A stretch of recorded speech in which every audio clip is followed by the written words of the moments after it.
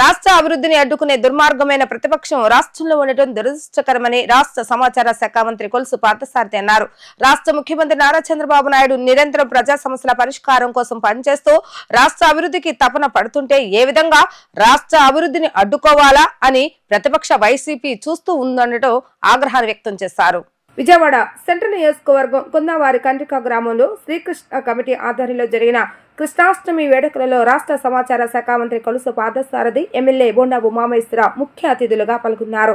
కృష్ణాష్టమి వేడుకల నిర్వాహకులు మేళ తాళాలతో మంత్రి పార్థసారథికి ఘన స్వాగతం పలికారు. ఈ సందర్భంగా ఆలయంలో ప్రత్యేక పూజల్లో మంత్రి పార్థసారథి, ఎమ్మెల్యే బోండా ఉమా పాల్గొన్నారు. ఈ సందర్భంగా మంత్రి పార్థసారథి విలేకరులతో మాట్లాడుతూ శ్రీకృష్ణ పరమాత్ముని ఆశీస్సులతో ముఖ్యమంత్రి నారా చంద్రబాబు నాయుడు రాష్ట్ర అభివృద్ధికి నిరంతరం శ్రమిస్తున్నారన్నారు. సూపర్ 6 అన్ని పథకాలను ప్రభుత్వం అమలు చేసి చూపుతుందన్నారు. రాష్ట్రాన్ని అభివృద్ధి చేయటమే లక్ష్యంగా విదేశాల నుంచి పెట్టుబడుల సేకరణ ధ్యేయంగా ప్రభుత్వం పనిచేస్తుందని అన్నారు. రాష్ట్రంలో దుర్మార్గకరమైన ప్రతిపక్షంగా వైఎస్ఆర్సీపీ ఉందని, రాష్ట్ర అభివృద్ధిని అడ్డుకోవటమే లక్ష్యంగా వైసీపీ పనిచేస్తుండటం దురదృష్టకరమని అన్నారు. ఎవరెన్ని అడ్డంకులు సృష్టించిన రాష్ట్ర అభివృద్ధికి రాజీ పడకుండా చంద్రబాబు నాయుడు, పవన్ కళ్యాణ్, నారా లోకేష్ల సారథ్యంలో ప్రభుత్వం పనిచేస్తున్నారు. అందరికీ శ్రీకృష్ణ జన్మాష్టమి శుభాకాంక్షలు. మరి ప్రతి సంవత్సరం కూడా ఈ పాతపాడు గ్రామంలో ఈ కృష్ణాష్టమి వేడుకలను చాలా ఘనంగా నిర్వహిస్తూ ఉంటారు. ఈరోజు గౌరవ శాసనసభ్యులు గారి ఆహ్వానంతో, ప్రేమతో ఇక్కడ పిలుచుకుంటూ ఇక్కడికి వచ్చాం. మరి ఆ శ్రీకృష్ణుడి ఆశీస్సులు ఎమ్మెల్యే గారికి, ఈ నియోజకవర్గ ప్రజలందరికీ కూడా మెండుగా ఉండాలని, అందరూ సంతోషంతో ఉండాలని చెప్పేసి శ్రీకృష్ణ పరమాత్ముడిని ప్రార్థిస్తూ, మరి ఈరోజు చంద్రబాబు నాయుడు గారి ప్రభుత్వం అనేక గొప్ప కార్యక్రమాలు చేస్తూ ఉంది.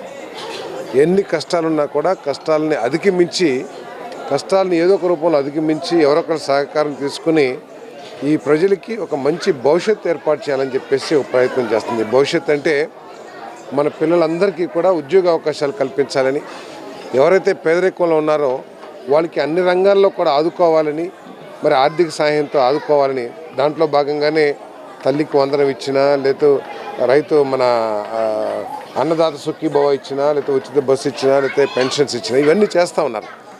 కానీ దురదృష్టం ఏంటంటే ప్రతిపక్షం ఎవరైతే నిర్మాణాత్మకంగా పనిచేసి ప్రభుత్వం చేస్తున్న లోపాలను ఏదైనా ఉంటే ఎలుగెత్తి చాటి ప్రజలకి అనుకూలంగా ప్రభుత్వం మెడలు వంచాల్సిన ప్రతిపక్షం ఆ బాధ్యతను వదిలేసి కేవలం ఈ రాష్ట్ర పురోగతిని అడ్డుకోవాలి, ఈ రాష్ట్రంలో ఈ ప్రభుత్వం చేస్తున్న మంచి పనులను అడ్డుకోవాలి అనే లక్ష్యంతో పనిచేయటం చాలా దురదృష్టం.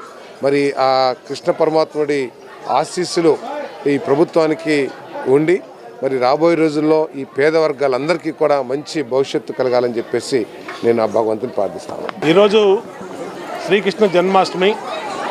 మరి ప్రతి సంవత్సరం కూడా దేశం మొత్తం, అలాగే ఆంధ్రప్రదేశ్, అలాగే సెంట్రల్ నియోజకవర్గంలో అంగరంగ వైభవంగా శ్రీకృష్ణ జన్మాష్టమి వేడుకలు జరగడం ఆనవాయితీ.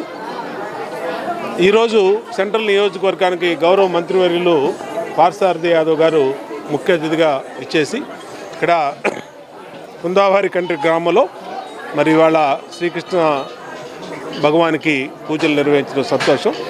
ఏది ఏమైనా కృష్ణ భగవాని ఆశీస్సులతో ఈ రాష్ట్రం అన్ని రకాలుగా మంచిలో ముందుకెళ్ళాలి, అభివృద్ధి జరగాలి. ప్రజలందరూ కూడా ఆ స్వామివారి ఆశీస్సులు ఉండాలని కోరుకుంటూ అందరికీ శ్రీకృష్ణ జన్మాష్టమి శుభాకాంక్షలు తెలియజేస్తాం. కుందావారి కండ్రిక గ్రామం నందు మన హనుమంతరావు గారు, శాసగిరి గారు, చిన్ని వెంకయ్య గారు, అలాగే సాదం జామలయ్య గారు, ఇంకా పినిపోయిన ఏడుగొంట్ల గారు, మందాడ రామరావు గారు, మండల బుల్లిబాబు గారు, ఇంకా మరి కొంతమంది పెద్దలు అందరూ కలిపి ఈ కార్యక్రమం నిర్వహిస్తూ ఉంటారు. గత 9 సంవత్సరాలుగా ఇది ఎంతో ఘనంగా జరుపుకుంటూ ఉంటారు. ఈ సంవత్సరం మన బోండా ఉమామహేశ్వరరావు గారి ఆశీస్సుల మేరకు మన కొలుసు పార్థసారథిని కూడా ఆహ్వానించడం జరిగింది. అందరి సమక్షంలో మంత్రివర్యులు, బోండా ఉమా ఎమ్మెల్యే గారు అందరూ సమక్షంలో వేలాది మంది భక్తులు పాల్గొన్నారు. గ్రామస్తులకి, భక్తులకి, అందరికీ ఈ కార్యక్రమానికి సహకరించిన ప్రతి ఒక్కరికి పేరు పేరున కృతజ్ఞతలు తెలియజేసుకుంటున్నాం. ఇది 9వ వార్షికోత్సవం కృష్ణాష్టమి సందర్భంగా. ప్రతి సంవత్సరం కూడా ఇలాగే కోలాటలో డప్పు వాయిద్యాలతో మేము శ్రీకృష్ణుని ఆరాధిస్తూ ఉంటాము.